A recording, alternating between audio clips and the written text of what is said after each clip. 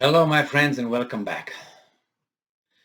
I don't know if you figured it out yet, but I'm not a big fan of mass democracy.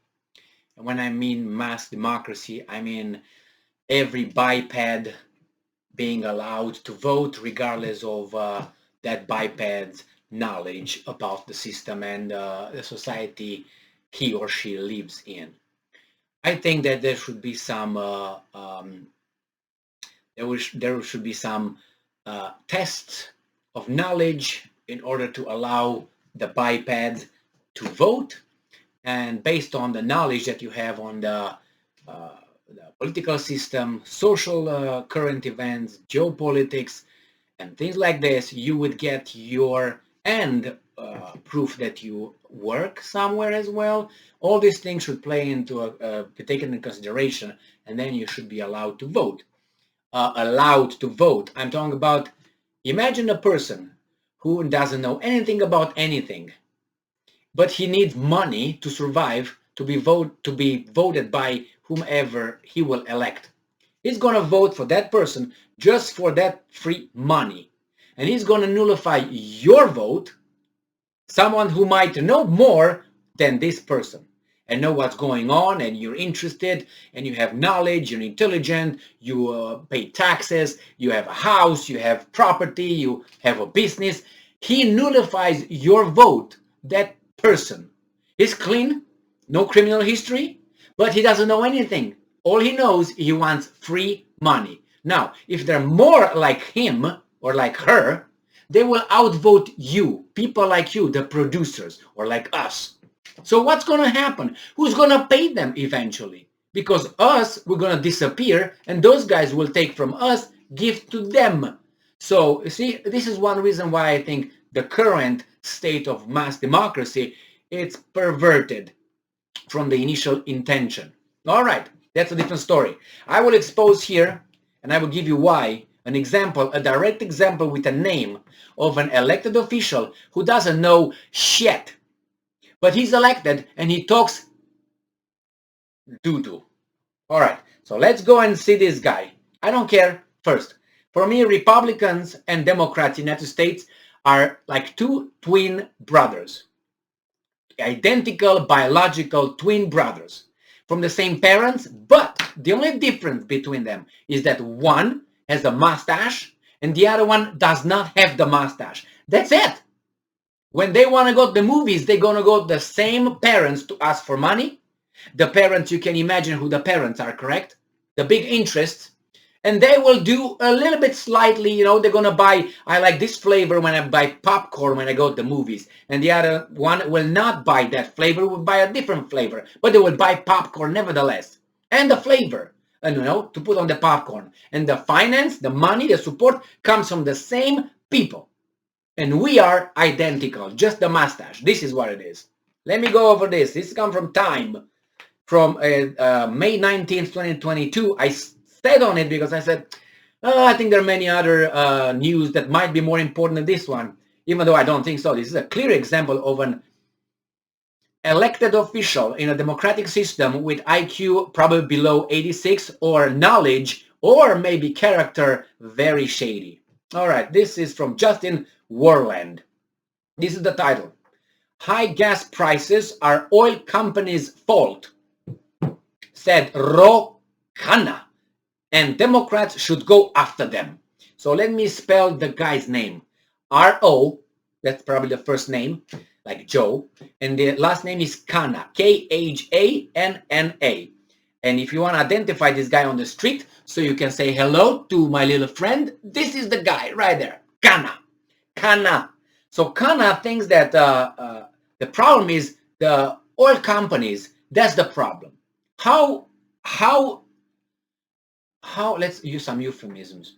How limited must you be to understand what's going on the planet?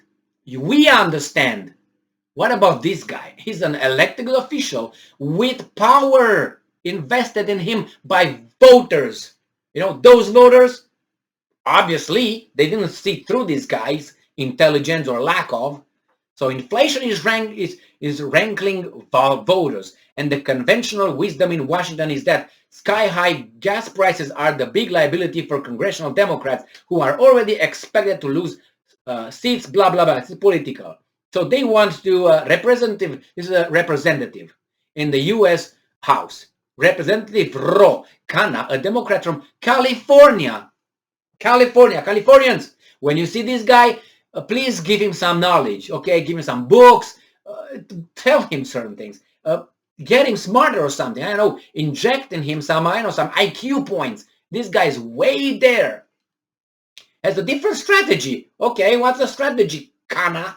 Instead of hiding from the bad news at the pump, he says, so instead of hiding from the bad news from the pump, this is how he thinks, Democrats should go on the offensive. Yeah, let's do it. Yeah, do the right thing. And identify a culprit of its own. And I'm quoting right now. The oil and gas industry. I don't think it's enough to have a message of blame Putin, Khanna told me on May 3rd. Someone is going to get blamed in American politics. And the blame should fall on the big oil companies. Okay? If he has the balls and the, you know what I mean, to name that those guys maybe did something with the politicians, I give him my life. But he's not going to say that. He's not going to say, well, you know what, maybe the oil companies and the gas companies were in the cahoots with the politicians and that's why we have what we have in Ukraine. If he's going to say that, I would say, man, you're the most courageous guy. I take all my words back like this. I will suck them back in. But I don't think he's going to say that. I have a gut feeling he's not going to say that. Someone is going to get blamed in American politics, and the blame should not fall on the big, and the blame should fall on the big oil companies. Okay, the substance of Khanna's argument is simple.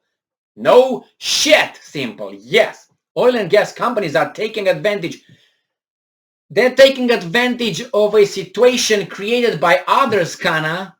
So they are the result of someone's policy, Khanna. It's unbelievable. So see where he comes from? He's so limited. He goes after these guys. None of these guys are the good guys. Don't get me wrong. But you see what he says? The substance of Khanna's argument is simple. Yeah, very simple. Very simple. Oil and gas companies are taking advantage of the Russian invasion of Ukraine.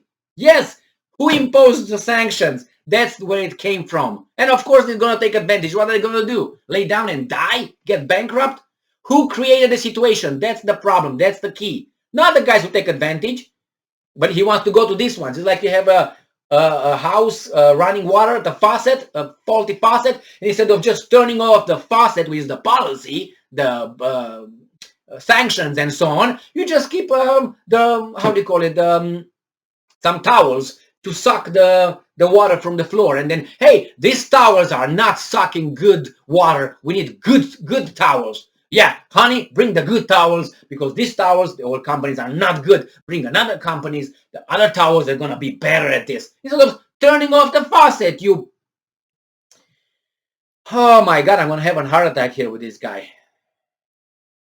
So invasion and the resulting high oil... So oil and gas companies are taking advantage of the Russian invasion of Ukraine and the resulting high oil prices to drive up prices for consumers, even though the cost to produce oil hasn't fundamentally changed. Substance aside, of course, substance aside, let's go to the wrapping. His urging is an indication of the evolving challenge of messaging on climate.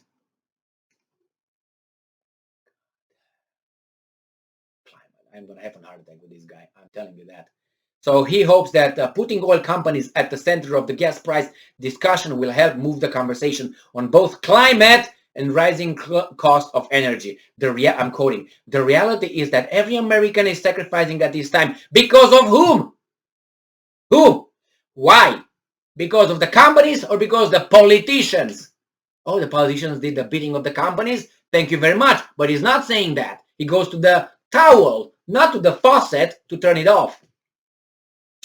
Sacrificing at this time, paying $5, $6 in my district at the pump, and they're seeking big oil, making record profits at the same time because of the war in Ukraine. That's not fair.